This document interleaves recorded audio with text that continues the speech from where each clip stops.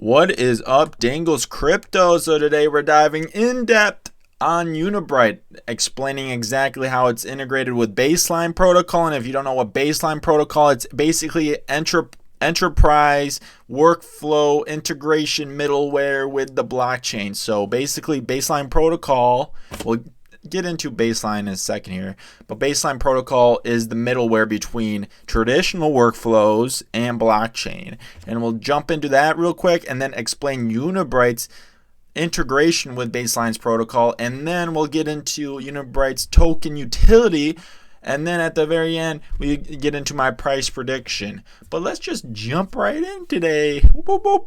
Let's go, dude. This is exciting. That's nothing much, just the Twitter of Unibright. No, hey, nothing to see there. The Baseline Protocol so let's explain Baseline real quick, guys. The Baseline Protocol is a technique which combines advancing cryptography, messaging, and blockchain to coordinate complex business processes at low cost via the public mainnet while leaving private data on traditional systems of record. I'll explain that more in a second. Once again, let's throw another defining what Baseline Protocol does. The Baseline Protocol is an open source initiative that combines advances in cryptography, messaging, and blockchain to deliver secure and private business processes at low cost via the public Ethereum mainnet. The protocol will enable confidential and complex collaboration between enterprises without leaving any sensitive data on chain. I'm no tech geek, and I don't understand exactly how they do this. It is my elementary understanding is basically they take private data, they make a hash of it, and a hash is just a set of numbers that represents that data. They put that over the blockchain, and then the company that they need to receive it gets that hash, and that hash means something in the protocol, right? And that hash can be unencrypted in that protocol. So let's talk about John Walpert. And John Walpert's a very successful seeker of awesomeness, his bio says, and he's a super successful guy, IPM, blockchain engineer, super intelligent coder, and just a developer, right? And he is the head and the creator of Baseline Protocol. So let's jump into the why of Baseline Protocol and the use case of Baseline Protocol. Let's just listen to him for a second. Our members said on our call, on our steering committee call this week, technology isn't the thing, it's the thing that gets you to the thing. So why are we fooling around with this baseline stuff? Why are we doing it? Well, I think, for me, it crystallized into this one thing, which is the mistakes and errors and screw-ups that are caused by not being consistent with your partners is costing you a lot of money and could cost you your business. Little mistakes, big mistakes in just having different ideas about what the price of a thing is because you have two different purchase orders that you think are the same one. So I can settle this down with one word, and that is miscommunication. Miscommunication is one of the most expensive things for enterprises, and especially huge enterprises like Coca-Cola and just huge worldwide enterprises. They need a workflow model that has immutable characteristics, and that's only possible through Web 3.0 and the blockchain and a public Ethereum network or another smart contract network, right? So let's go into exactly who's partnering with Baseline Protocol, Accenture, Chainlink, getting off. There's Chainlink, right? I like Chainlink a lot, my third largest holding. And then there's Unibright, Morpheus Network, guys, Ethereum, Enterprise Ethereum Alliance, Ethereum Foundation, so really close ties to Ethereum. So I think they will continue to stick with Ethereum until ETH 2.0 comes out, which is important because I'm a big Ethereum guy. Next is, how does Unibright incorporate itself? So when you see Unibright being a big sponsor or partner, how does Unibright incorporate into the Baseline Protocol, right? So Unibright plays a major role in developing the Baseline Protocol, which is about connecting traditional workflow systems to each other and notarizing states on the public mainnet. The baseline protocol is an open source initiative that combines advances in, we've read this 17 times by now, to deliver secure and private business processes at low cost via the public blockchain acting as a middleware. What did I say at the beginning? This is kind of the middleware between traditional workflow systems and a public blockchain. And I remind you that although they are going to be implementing this on the Ethereum blockchain, if Ethereum is not as successful, Unibright is blockchain agnostic, which basically means the successful smart contract blockchain that succeeds and gets majority of the market share, Unibright most likely will be on. So no matter what smart contract blockchain succeeds, Unibright will be on that blockchain. So it's kind of just a hedge against the risk involved with just being all in on one smart contract blockchain, right? Same with Chainlink. And same with the graph, right? So so let's go into Unibright and what they do. Unibright is a team of blockchain specialists, architects, and developers and consultants with 20 plus years of experience in business processes and integration. We offer consulting, low-code integration tools, and programmable DeFi and the Universal Business Token. And that is what UBT is. And that's the Unibright is UBT, right? Unibright Token is UBT.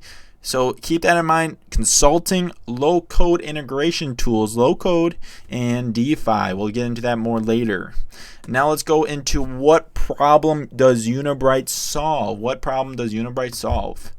One of the biggest challenges for the adoption of blockchain technology in any area of business is building better, usable, and overcoming the existing knowledge gap when it comes to designing, developing, deploying, and using blockchain-based systems. Furthermore, high-qualified blockchain developers are rare in number, and not surprisingly, they are one of the most expensive experts in the software development space.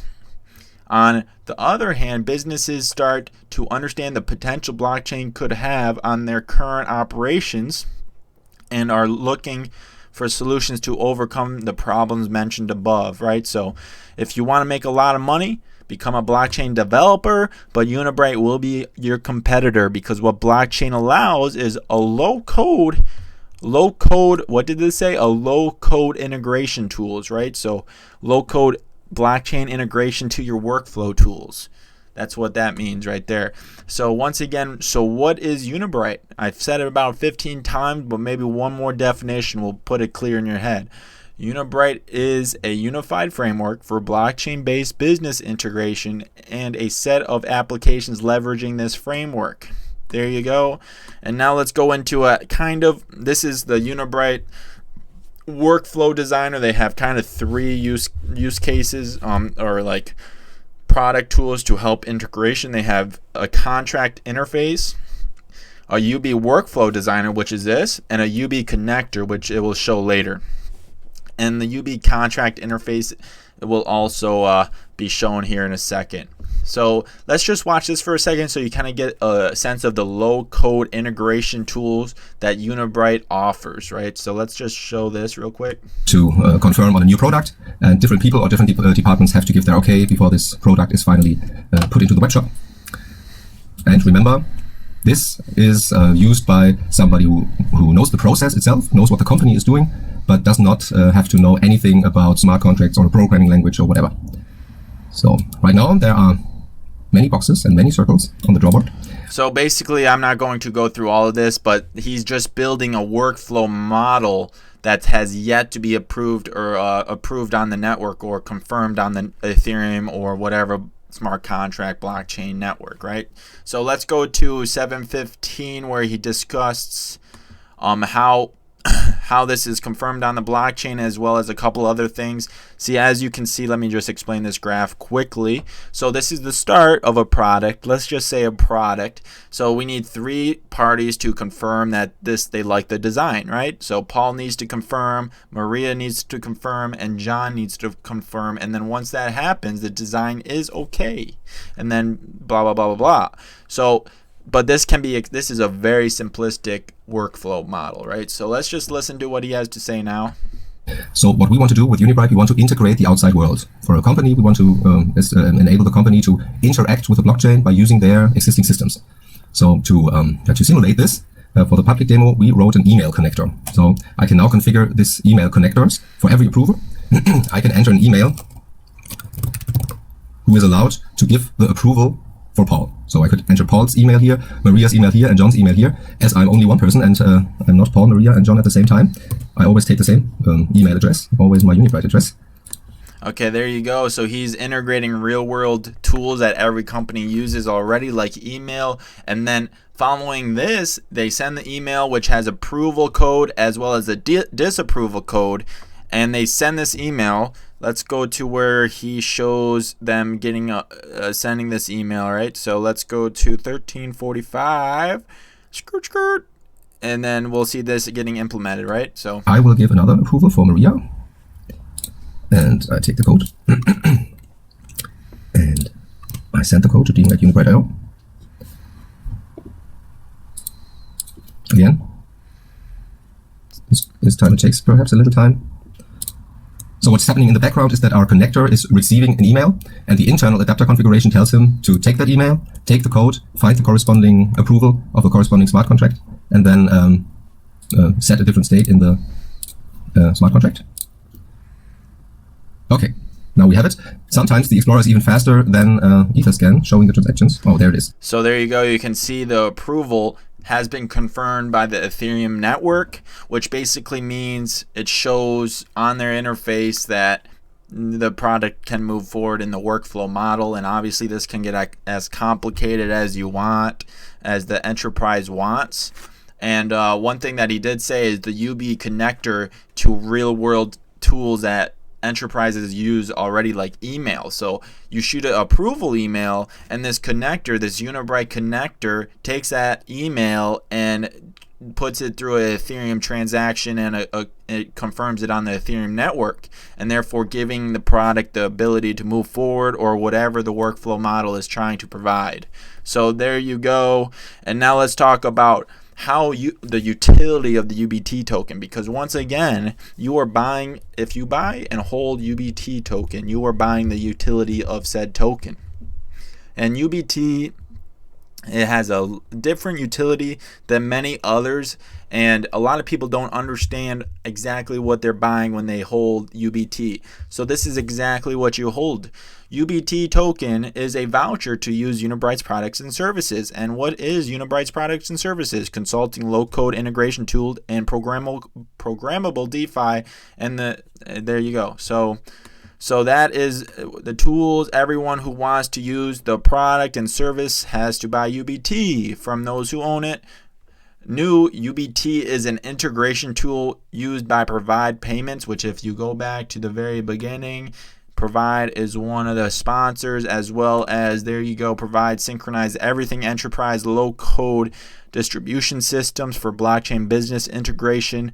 So now UBT is basically the token for Provide as well. So keep that in mind. How UBT used for a voucher. Okay, so this basically just tells you how you have to lock your UBT up to use their protocol, right? So that is basically what you're buying, right?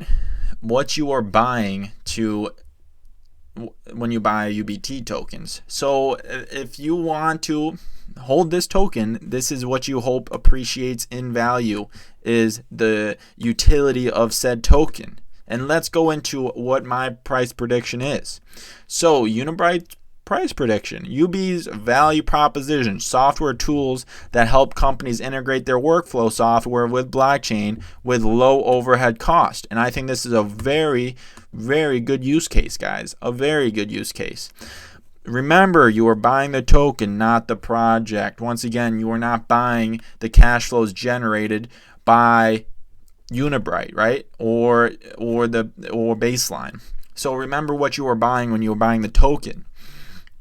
You are holding the token that allows access to Unibright tools. So how much value does this hold?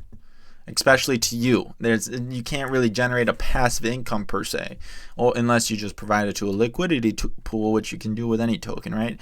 Once again, this is a blockchain agnostic, so you can literally, no matter what blockchain succeeds, still Unibright still has the potential to succeed.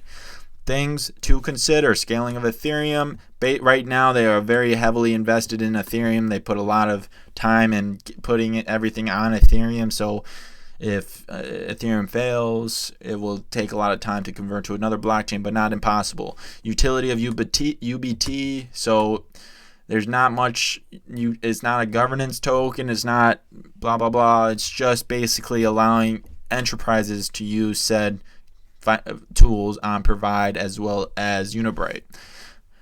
Not much value proposition to non-institutional users or enterprise users except price appreciation.